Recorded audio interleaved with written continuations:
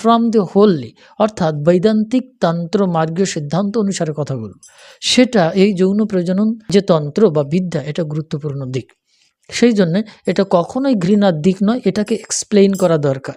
প্রত্যেক সুপরিপক্ক সন্তান প্রাপ্তির জন্যে কিন্তু এটা জানা অত্যন্ত আবশ্যক প্রত্যেক পিতামাতার, কিভাবে উৎকৃষ্ট সন্তানের জন্ম হতে পারে।